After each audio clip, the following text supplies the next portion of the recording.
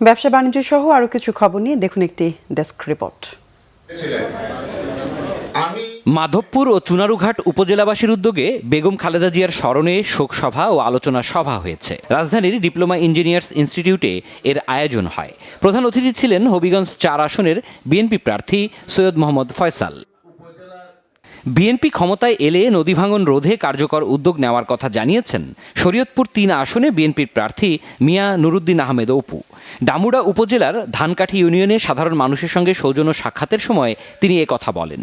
জানান, নদীটির সংরক্ষণ, স্থায়ী বাঁধ নির্মাণ এবং ক্ষতিগ্রস্তদের পুনর্বাসনে বিশেষ গুরুত্ব দেওয়া হবে। ঢাকা মহানগর উত্তরের মিরপুর মডেল থানার জিয়া সাংস্কৃতিক সংগঠন জিসাসের নবগঠিত কমিটির পরিচিতি সভা অনুষ্ঠিত হয়েছে। সভাপতিত্ব করেন সংগঠনের সভাপতি নূরে আলম। স্বাগত বক্তব্য রাখেন সংগঠনের সাধারণ সম্পাদক শাহাদাত হোসেন চৌধুরী এবং অর্থ সম্পাদক নূর নবী।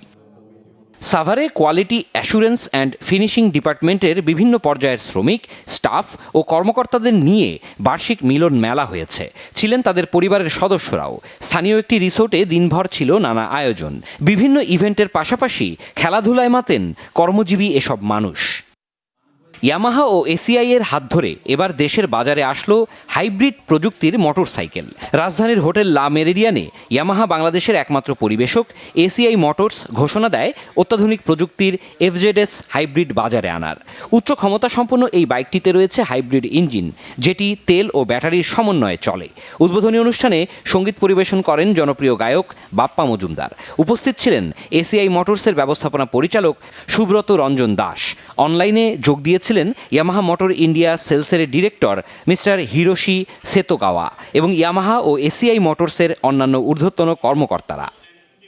রাজধানীর কাঁটাবনে পাঠক সমাবেশ কেন্দ্রে অনুষ্ঠিত হল MNN এর যৌথ রচিত কাব্যগ্রন্থ রেড স্পার্কের উদ্বোধনী।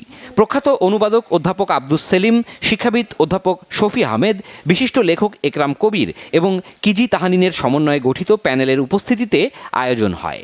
এ সময় বিশিষ্ট সাংস্কৃতিক ব্যক্তিত্ব রামেন্দ্র মজুমদার সংকলন থেকে কয়েকটি কবিতা পাঠ করেন।